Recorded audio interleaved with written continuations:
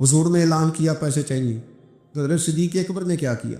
حضرت صدیق اکبر نے کپڑے بھی اتارے، ہاں سر سے پگڑی بھی اتاری، پیروں سے جوتے بھی اتارے، تینوں لب دیا نا اسی آپ ہی گواچے، ہر چیز اتاری، کپڑے میں باندھی۔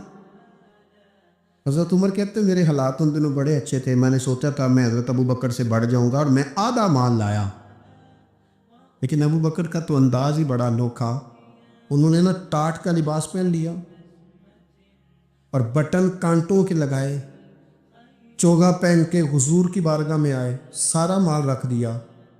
امام سیوطی کہتے ہیں حضرت جبریل بھی آ گئے، حضور نے فرمایا ابو بکر یہ جبریل آئے ہیں، آج تیرے لیے آئے۔ آگے کہتے ہیں یا رسول اللہ رب حضرت ابو بکر کو سلام کہتا ہے، فرمایا رب فرماتا ہے کہ آپ ابو بکر سے پوچھ کے بتائیں کہ ابو بکر اپنے رب سے راضی ہے کہ ناراض ہے؟ تو صدیق اکبر پھر کھل کے روئے، عرض کی یا رسول اللہ میں اپنے رب سے کیوں ناراض ہوں گا؟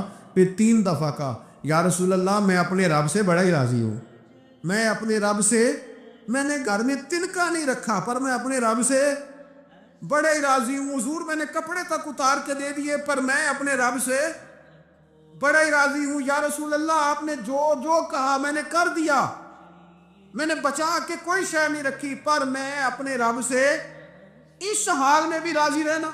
حضرت صدیق اکبر سارا کچھ دے کے رب فرماتا ہے پوچھو نا راضی ہے کہ ناراض ہے؟ اب یہ پوچھنے میں بھی بڑی حکمت ہے کہ اب ذرا بول کے بتائیں، لوگوں کو بھی پتہ چل جائے کیفیت کیا ہے، کہ یا رسول اللہ میں بڑا ہی راضی ہوں۔ حضرت ابو بکر صدیق رضی اللہ تعالیٰ عنہ ان خوش نصیب لوگوں میں سے ہیں جن کو سب سے پہلے حضور کے دامن پاک سے وابستہ ہونے کی سعادت نصیب ہوئی۔ سب سے پہلی بات تو یہ کہ اللہ تعالیٰ نے انہیں انتہائی مضبوط، طاقتور اور توانا ایمان عطا فرمایا۔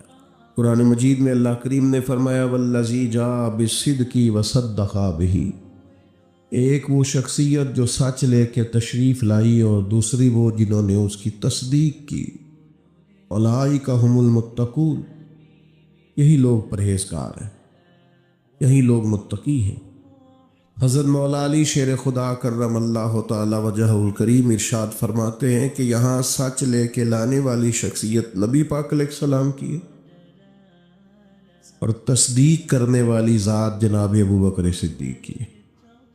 حضرت ابو بکر صدیق رضی اللہ تعالیٰ عنہ نے فوراً اس سچ کی تصدیق کی جو حضور لے کر کے تشریف لائے۔ بہت سارے لوگ ایسے ہوتے ہیں جن کے شعور کی آنکھیں کھل جاتی ہیں، وہ ضمیر کی نہیں کھولتے۔ شعور تو ابو سفیان کا بھی بڑی جلدی بیدار ہو گیا تھا، لیکن بڑی دیر کے بعد جا کے انہوں نے کلمہ پڑھا رضی اللہ تعالی عنہ، بڑی جلدی پہچان گئے چیزوں کو۔ ابو جہل، ابو البختری، عتبہ، عتیبہ، شیبہ، بلکہ اخنس بن شریک سے جب ابو جہل نے کونے میں جا کے پوچھا اور اس نے ابو جہل سے پوچھا کہ تمہاری رائے کیا ہے، تو انہوں نے کہا رائے تو یہی ہے کہ حضور جو فرماتے ہیں حق اور سچ ہے۔ اس کا مطلب ہے شعور کی آنکھیں تو کھل گئی تھیں۔ جب تنہائیوں میں یہ کہا کرتے تھے کہ کریم کی ہر بات سچ ہے، تو شعور تو بیدار ہو گیا تھا، لیکن ضمیر کو دبائے رکھا۔ ماشاءاللہ مفتی صاحب بھی تشریف لے آئے، ضمیر کو دبائے رکھا۔ حضرت ابو بکر صدیق رضی اللہ تعالیٰ عنہ کا کمال یہ ہے کہ جب ان کے شعور کی آنکھیں کھلی نہ کہ دین حق اور سچ ہے، پھر انہوں نے کسی اور طرف نہیں دیکھا، فوراً اپنے ضمیر کی آواز پہ لبیک کہا اور نبی پاک کا کلمہ پڑھ لیا۔ یہ بڑی انفرادیت ہے، اس کو سمجھیے گا۔ بہت سارے لوگوں کو شعوری طور پر سمجھ آ جاتی ہے حق اور سچ کیا ہے،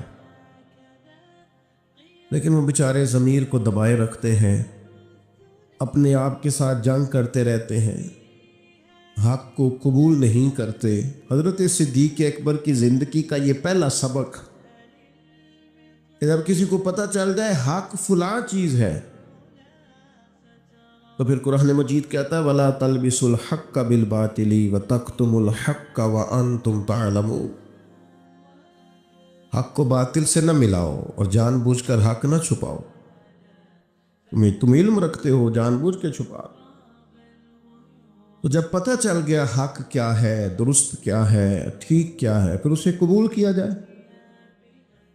پھر تردد نہ کیا جائے۔ ہمارے ہاں بہت سارے لوگ سمجھتے ہیں دین پر ہی چلنا چاہیے، یہی حق ہے، تو بھائی چلتے کیوں نہیں؟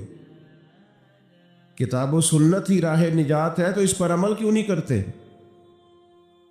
نبی پاک علیہ السلام کو اسوہ نور اور سیرت مقدسہ ہی صرف اور صرف نجات کی گارنٹی ہے، تو پھر دیر کس بات کی؟